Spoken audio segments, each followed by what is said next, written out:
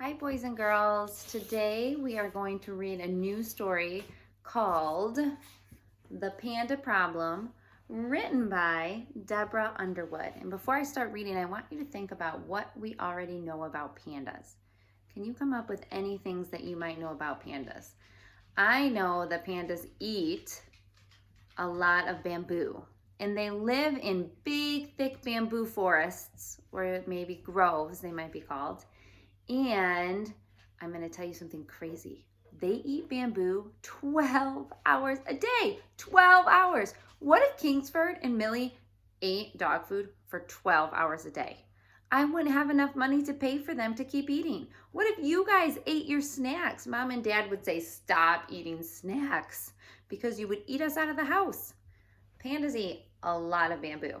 They live in the groves, the thick groves for bamboo, and they only eat bamboo, and they eat a little bit of fish too, but mostly bamboo.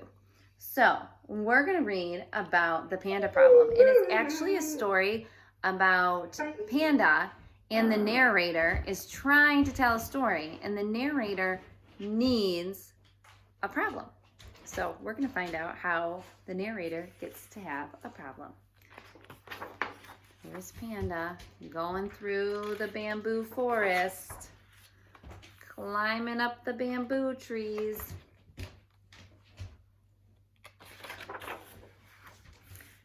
And here's the narrator speaking. Once upon a time, there was a panda who lived in a beautiful bamboo grove. But the panda had a big problem. Panda says, nope. Excuse me? I don't have any problems. Lovely view, lots of bamboo to eat, sunny day. What could be better? Psst, this is a story. I'm the narrator, and you are the main character. The main character? That sounds important. It is, but you need a problem. Why? So you can solve the problem. That's how stories work. We know how stories work, don't we? So what's your problem? Do you want to go somewhere? Nope. Are you afraid of spiders? Nope. Do you need a friend? Nope.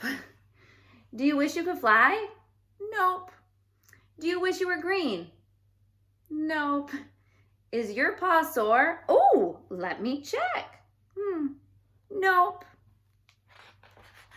How am I supposed to tell a story if you don't have a problem? I don't know. Looks like you're the one with the problem, buddy. Hey, maybe you are the main character and I am your problem. What? Ridiculous. You're right. How could a sweet little panda like me be a problem? Unless I started playing a banjo really badly. Hey, where did you get that? And what if I hung upside down and sang the bamboo burp song? Bamboo burp, bamboo burp. You are definitely starting to feel like a problem. Great, and what if it started raining jelly beans? Now there's a problem for you. How will you explain that? Next time I am going to narrate a book about rocks. Nice, quiet rocks. And what if a bunch of aliens landed? How could you possibly tell a story about a burping panda in jelly bean rain and aliens? Aliens, there's no such thing as. Boink, hello. Hi, aliens. And what if we built a boat and sailed?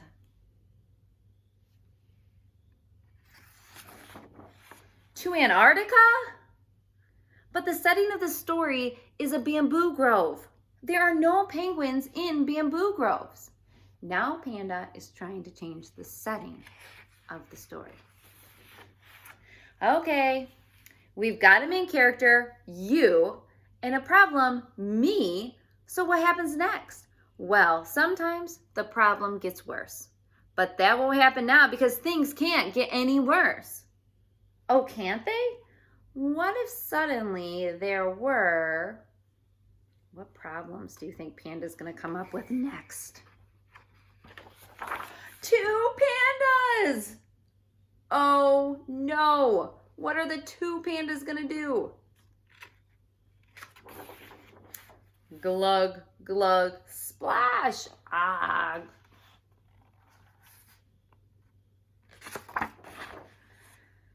Wow, I'm tired and hungry. Very hungry. I think we have a problem. Finally, what is it? The narrator says. We're very hungry and there's no bamboo in Antarctica. Well, well, that is a problem. How will you solve it? The penguin says, oh dear. I don't know. I'm too hungry to think straight. Glippity glork. Hey, great idea, alien. Okay, narrator, if you get us home, we will stop making problems and help you tell your panda story. No banjos, no burping, no penguins. Really? Well, all right. Together, the pandas and aliens came up with a great plan. The pandas and aliens spelled out help with jelly beans. The alien ship scooped everyone up in its tractor beam. Clip, clap, glue, woo, clippy. And the 2 penguins down here say, I find that hard to believe. This is fiction. Anything can happen. And drop them safely back in the bamboo grove where everyone settled down to a bamboo and jelly bean feast. What a satisfying ending. Oh, I'm really sleepy. Wake up. We need to help the narrator tell a story. We promised. That's okay. Let's try again tomorrow. I'm sleepy too. Hey, why don't you tell me a bedtime story? Panda says, sure. We are story experts now. Once upon a time, there was a narrator. But the narrator had a big problem. Nope. The narrator says, I don't need to hear this story. I'm too exhausted. So Panda learned all about how stories work with problems and how they get worse and the setting. And now today or tomorrow, what you get to do is you get to come up with your own huge problem story. And this is awesome because I have a sheet that tells us a storyline, but you get to pick the characters, you get to pick the setting, and we're gonna write your own huge story problem. And I think next week at Google Meet, that's what I'm gonna wanna hear. But I'm gonna give you an example.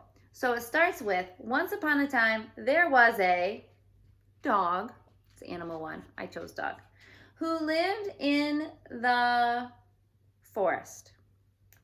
It was a huge place, but the dog had a huge problem. The dog was terrified of everything. However, there was one thing it was more afraid of than others, and this is thing 1. Snakes. Yep, you read that right. Big, scary snakes. Every morning, the dog would wake up and go on a morning stroll together. Apples and potatoes. All the dogs wanted to do was stroll slowly through the forest without worrying about snakes. So one day, Dog decided enough was enough. It mustered up the courage and gathered its friends with their bike in hand. They began walking towards their enemy. They shouted, "We aren't scared of you." To their surprise, the snake said, "Okay." They fist bumped and became instant friends. So that was my huge problem story when I filled in the blanks. Also, this is super cool as well, and I want to see it flip gridded. Here's the panda problem of how to draw the panda. So you're going to need white paper and some cool crayons. And then, if you wanted to write about the panda problem in the story in the book, how the narrator's problem was there wasn't a problem, and then how there became the problem, you can write that on. And maybe you could even hang the picture of the panda along with the writing on your fridge at home. If you choose not to write, because I know we're doing lots of writing this week, and you just want to talk to your parents about the story and what the problem was, they might find it kind of silly too, or maybe tell a brother and sister. So Millie and I hope you have a wonderful day, and we will be back with another story soon.